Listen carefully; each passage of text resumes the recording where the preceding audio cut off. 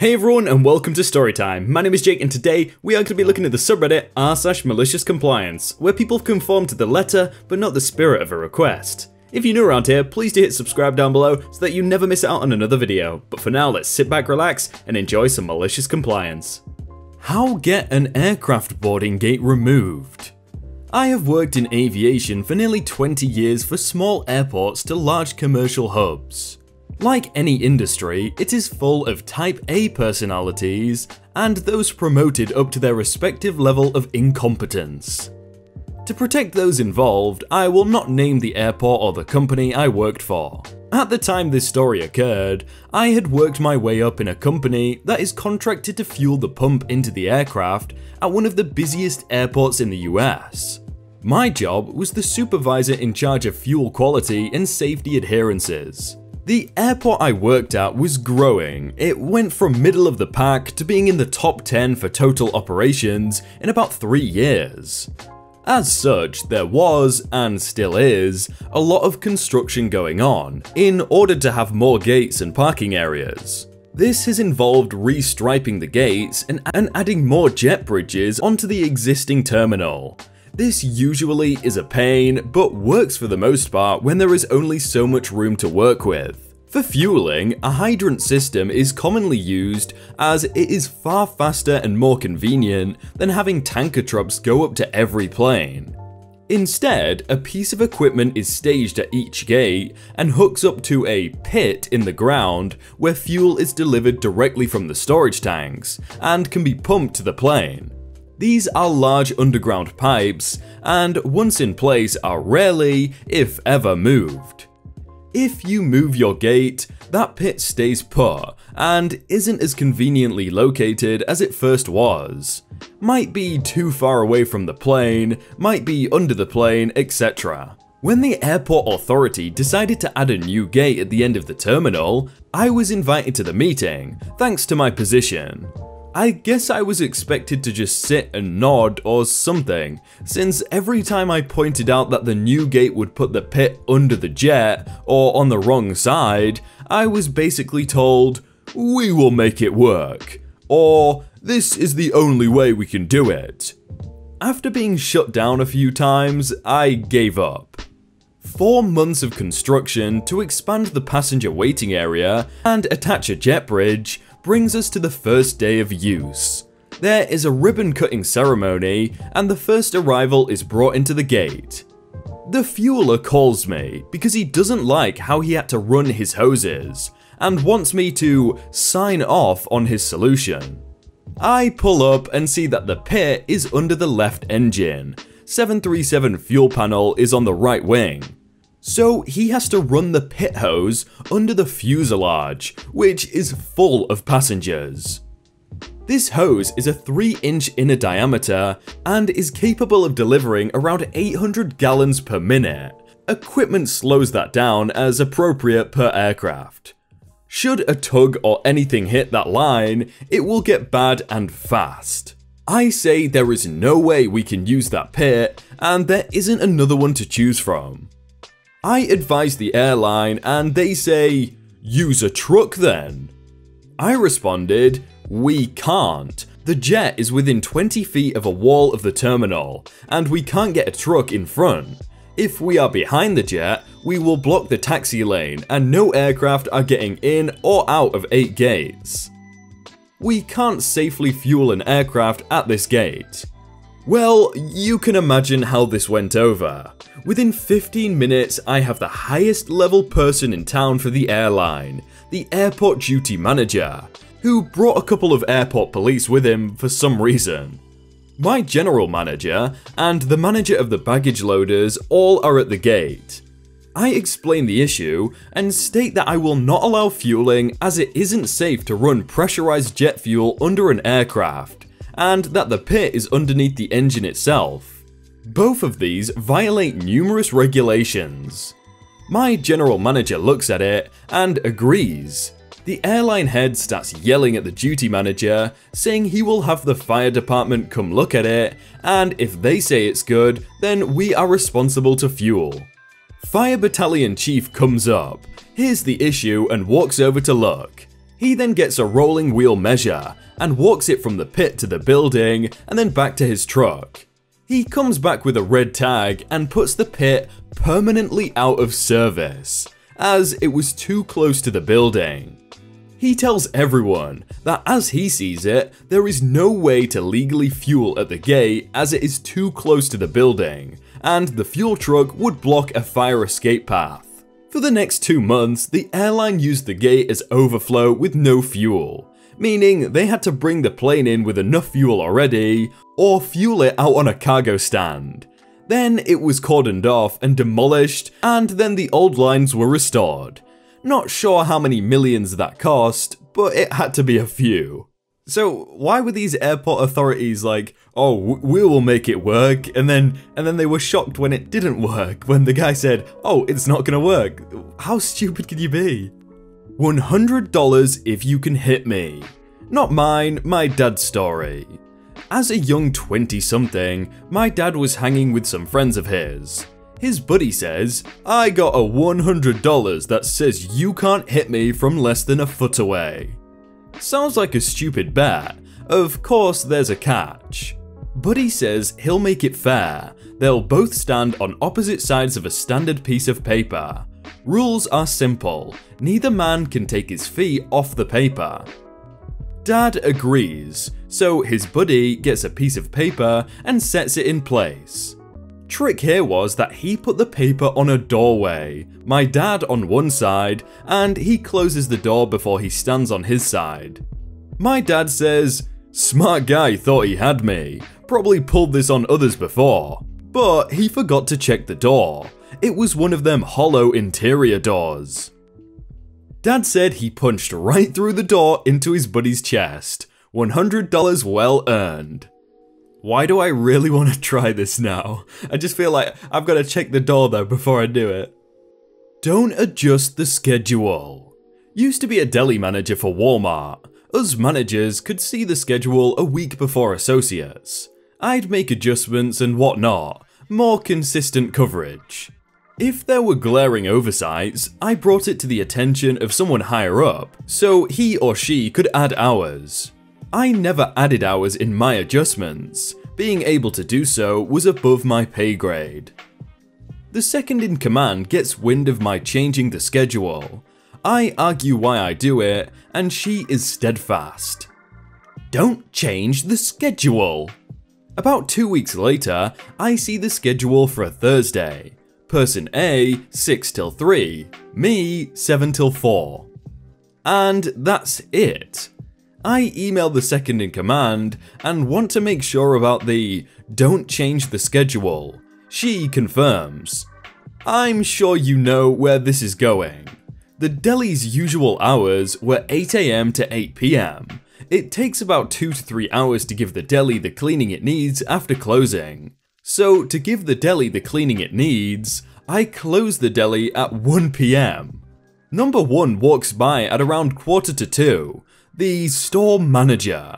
What the hell's going on? No rotisserie chickens going, no hot bar food. I'm getting reports you're closed. I then say, the schedule, blah blah blah, number 2 in command, blah blah blah, here's a hard copy of the email, blah blah blah. The store manager then says, turn everything back on, we'll call people in. The number 2 in command was transferred 2 weeks later. To be fair, if I was a customer and I was coming in at my lunch break for some nice chicken, then I'd be pretty annoyed with number 2 in command. Manual HTML coding to simulate a content management system. In the middle of the 1990s, I studied at university, and somehow managed to get what I considered to be the best job available at university, working for the nearly computer illiterate PR department as a jack-of-all-trades student assistant, for everything even remotely related to electronics and data. There wasn't a fixed amount of working hours per week, only a general framework stating we had to do the work as instructed by the PR head, get somebody to sign off on the tasks done, and hours needed. But this is important, not stating who was allowed to sign off, only stating it had to be another employee who also had to be able to verify the task had been done correctly. I got paid for working with decent equipment in a relaxed atmosphere, was able to create my personal and professional network, and generally the amount of work was manageable, unless the PR head interfered, generally generating more workload and less results due to the sound misunderstanding of technology. One day, the PR head called me and another student assistant into his office, and told us to drop everything because he wanted us to recreate the university website. Until then, every department and group did their own pages, resulting in an interesting impression when navigating from one subtree to another. The basic idea was sound, but funds for the university-wide implementation of a CMS, or content management system, creation of common templates, and transfer of pre-existing content were budgeted for the following year, as PR head wanted the website to be changed at least appearance-wise. The fateful sentence was uttered, "I don't care how long it takes you, work as many hours as you need on that, but I want the university website to look like the future CMS-based website this year, not next year." It was inefficiency taken to the next level. We, the students, couldn't believe it. One of us asked us whether he was serious, and he went ballistic. "If you can't do it, say it right now, then I'll have to find replacements for you." Okay, he asked for it. So what we did for the next 3 or 4 months, we faithfully hand-coded HTML pages, including things taken for granted in any CMS, like navigation bars and breadcrumb navigation, spending every hour we wanted to invest doing in manual conversion of pre-existing content. And at the end of every week, we signed off on each other's worksheets, diligently spending even more time checking the other's quality of work. This went on until somebody from HR or finance noticed that working hours for the assistants in PR had gone up to astronomical levels. Payouts were above the tax-free limit students were allowed to have, and we had fulfilled the instructions to the letter. The PR head wasn't able to dock the pay, but we agreed to terminate the contract then. Okay, if you're an employer, please never hire anyone who has no knowledge of IT to be like the technology head. It's just not a good idea. Dismissive? I'm not going to beg you to give me work to do. This was a lot of years ago, when I was a teenager. I'd just gotten a job at a huge retail chain. From the start, it was a mess. Paperwork had to be redone, nobody knew correct starting dates, etc. They eventually had me do orientation, then told me to just come in on Monday and ask for a manager. Okay. I put on my stupid little vest and go to work. I clock in. I walk up to the first manager I see, say I'm new, and ask where I should go. She's busy talking to a friend, and says she'll find out where I'm supposed to be. So, I stand there. She walks off, and I figure she's going to the office to check on things. I stand there for 2 hours. I finally see her walking by again, so I step forward and open my mouth to speak, but before I can get a word out, she says, "Not now," and briskly walks by me. Okay. I stand there for another hour. I don't care, I'm on the clock. I eventually see her pulling a large cart full of items. No clue what she was actually up to. So again, I ask her what I should do. She snaps her head my way, gives me a super angry stare, and quickly says, "Look, you're not a kid, find something to do." Then continues on her merry way. Mind you, even as a teenager, I wasn't the type to be talked down to for no good reason. I shrug and make my way out to the parking lot and head to my car, because I was already done with that job. But as I stepped out of the double doors and into the boiling summer heat, it dawned on me that I had a unique opportunity here. I already didn't want the job any longer, and I was told to find something to do, though I had no clue where anything was or what things actually needed to be done. So I went back into the air-conditioned megastore and started pacing the aisles. For the rest of my shift, I walked through every single aisle and made a very detailed shopping list of things I'd need for my first apartment. I finished my shift and clocked out. The next morning, I clocked in, shrugged, and started pacing again. This time, I made a huge list of foods to try. I copied down lots of recipes from boxes. I also made a wish list of cool stuff from the toys and electronics sections. Lava lamps, black lights, etc. Halfway through the shift, the angry manager lady from the other day sees me purchase a candy bar, then marches up to me to ask if I'd clocked out for my lunch break. I had no idea I even got a lunch break, and I was going to remind her that I still had no idea what I was supposed to be doing, but the conversation only went like this. No, but No, there are no buts. I understand, but No buts. And she simply turns her back to me and walks away. Fine. So if I ever actually take a lunch, I'll be sure to clock out. I go back to pacing. The next day, I've already seen every aisle several times now. I now have lists for gift ideas for friends and family. I have lists for movies and video games I want. I even have lists for stuff to buy if I ever get into having fish as pets. I decide to see what's actually in the back rooms, as I've only seen the first one for orientation. Okay, mostly storage, a cool trash compactor, and a break room? With piles of candy on the tables. Turns out, sometimes candy comes partially opened, or customers open the bags and the company would simply inventory it as damaged, and usually throw it away. But some of the cooler managers would inventory it as damaged and then toss it in the break room for whoever.